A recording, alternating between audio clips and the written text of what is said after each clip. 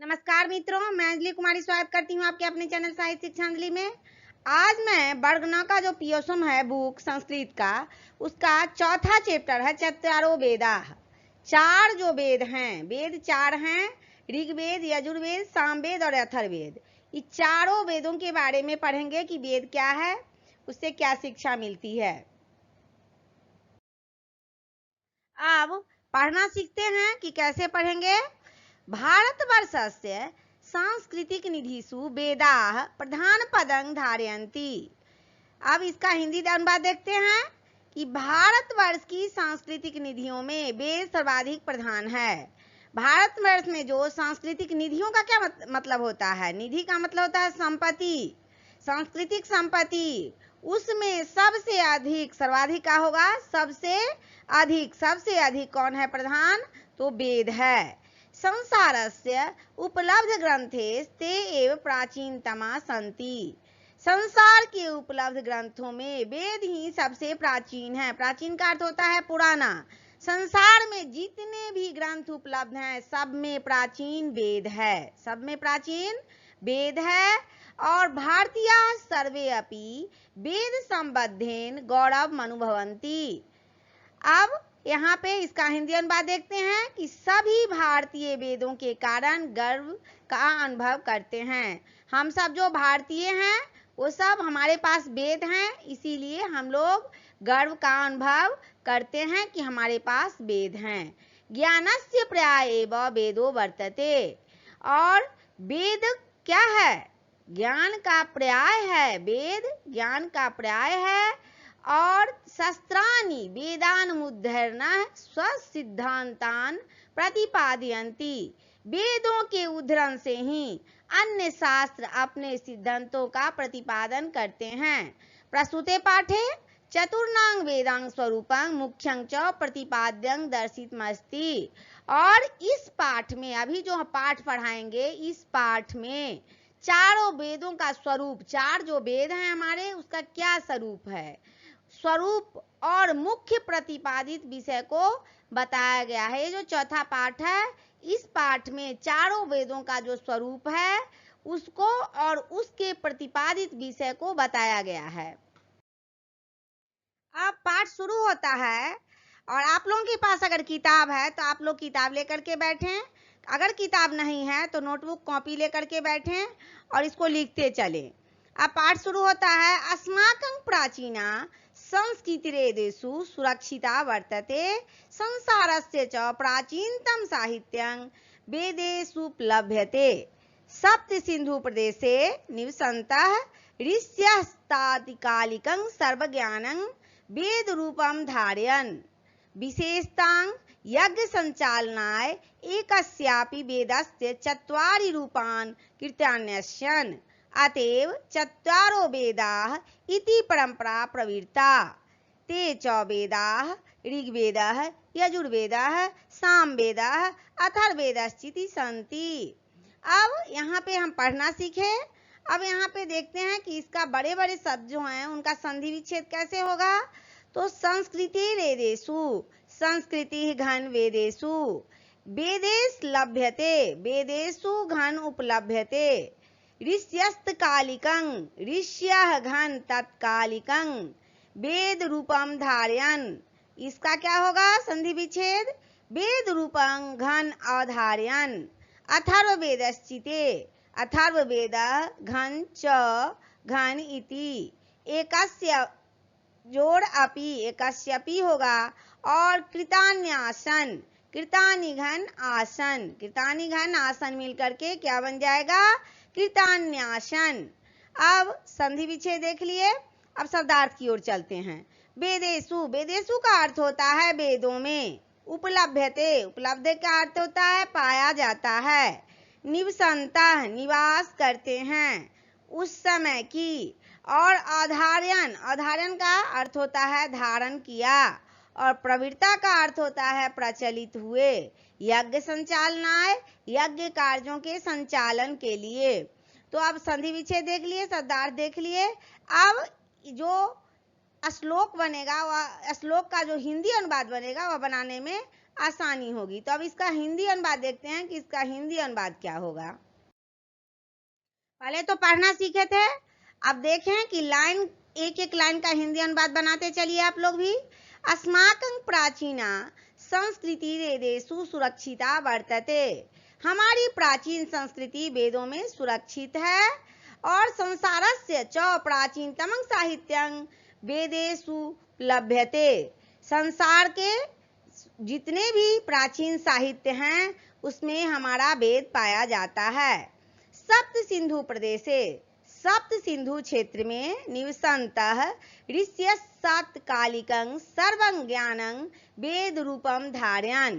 कहा जा रहा है यहाँ पर कि सप्त सिंधु क्षेत्र में रहते हुए ऋषियों ने उन समय के संपूर्ण ज्ञान को वेदों में धारण किया है। और विशेष तो यज्ञ संचालनाय एकस्यापि वेदस्य चत्वारि रूपाणि कृतानि आसन्। यहाँ इसका हिंदी अनुवाद होगा कि विशेषतः यज्ञ के कार्यों के संचालन के लिए एक ही वेद के 4 भाग किए गए हैं। वेद एक ही है, उस वेद का 4 भाग किया गया है। ते च वेदाः ऋग्वेदः यजुर्वेदः सामवेदः अथर्ववेदश्चाति सन्ति। और वे चारों वेद हैं, ऋग्वेद, यजुर्वेद, सामवेद और अथर्ववेद। ऋग्वेदः प्राचीनतमान् मन्त्रान् धारयति, अतएव इतिहासस्य विद्वांसस्तस्य महत्त्वमतीन्द्रा मन्यन्ते।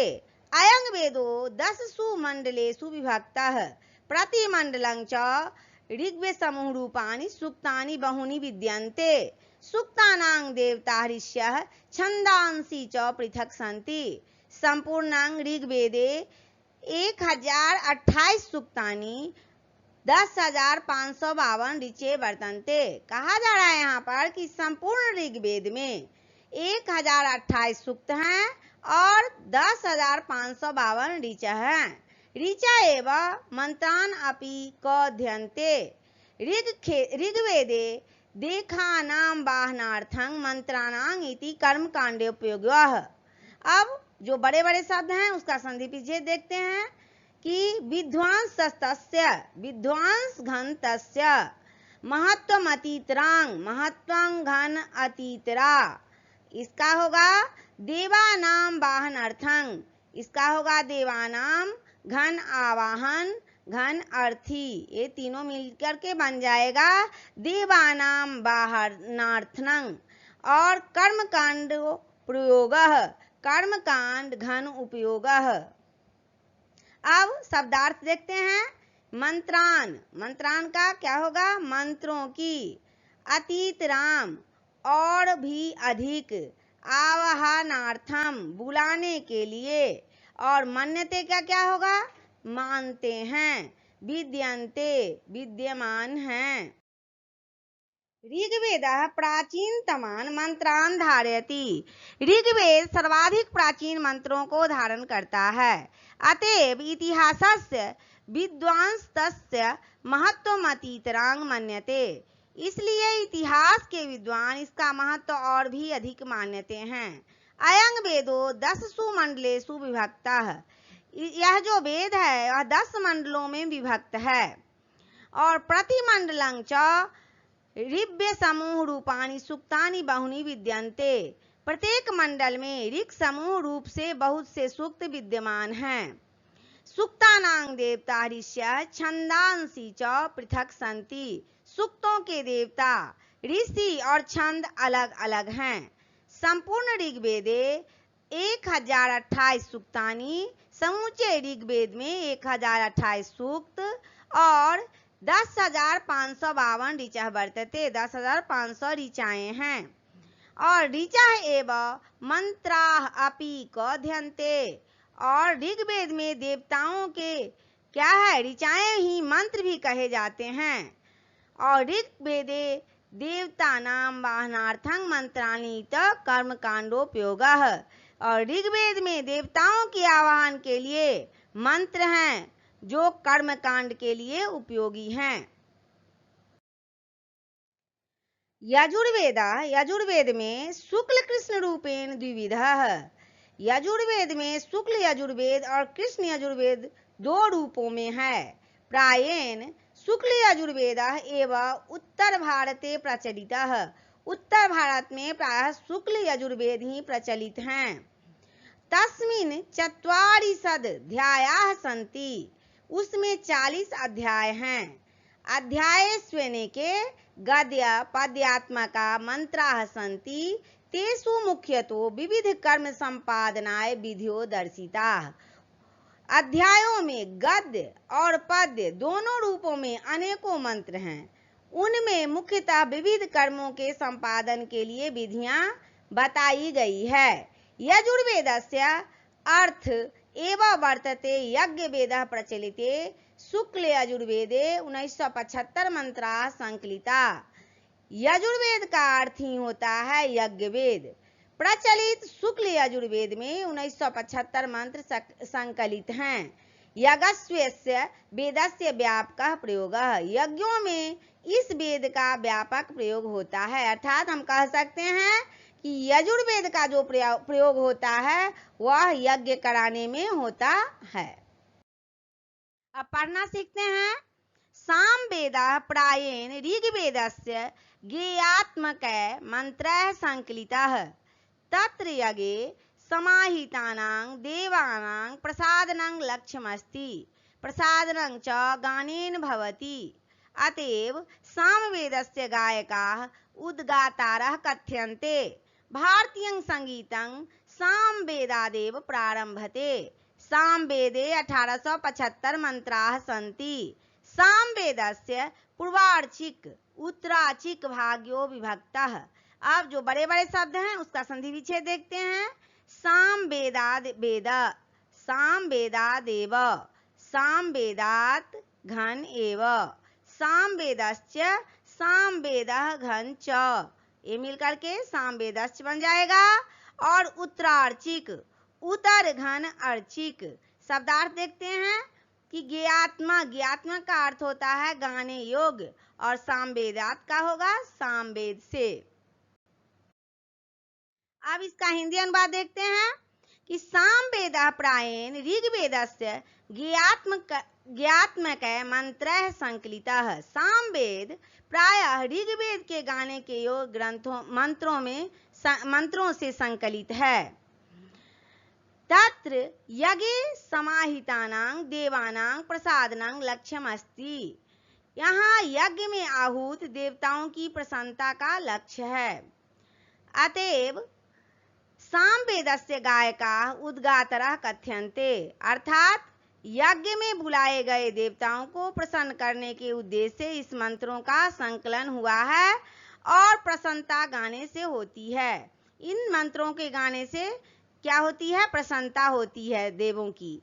और भारतीय संगीतं सामवेदादेव प्रारंभते। भारतीय संगीत सामवेद से ही प्रारंभ होता है।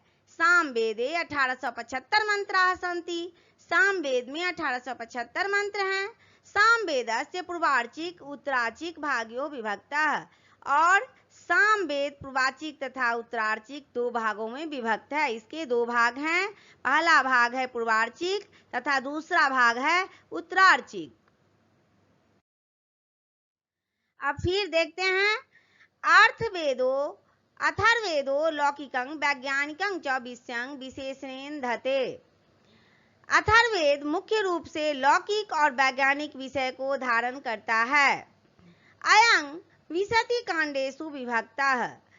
यह 20 कांडों में विभक्त है। इसमें 20 कांड हैं। प्रति कांडं च सूक्तानि वर्तन्ते। सूक्तेषु च ऋग्वेदवत् मंत्राः सन्ति। प्रत्येक कांड में सूक्त हैं और सूक्तों में ऋग्वेद के समान मंत्र हैं। संपूर्ण अथर्वेदे 723 सूक्तानि 5987 मंत्रास्त विद्यन्ते। संपूर्ण अथर्वेद में पूरे अथर्वेद में 730 सूक्त और 5987 मंत्र विद्यमान हैं। अत्र द्वादशे कांडे भूमि सूक्तं वर्तते यत्र मातृभूमेः स्तुति विस्तरणं कृता। और यहाँ इसके 12वें कांड में भूमि सूक्त है। यहाँ मातृभूमि की स्तुति विस्तार से की गई है। अब फिर पढ़ना सीखते हैं। सबसे पहले फिर हिंदी अनुवाद करेंगे।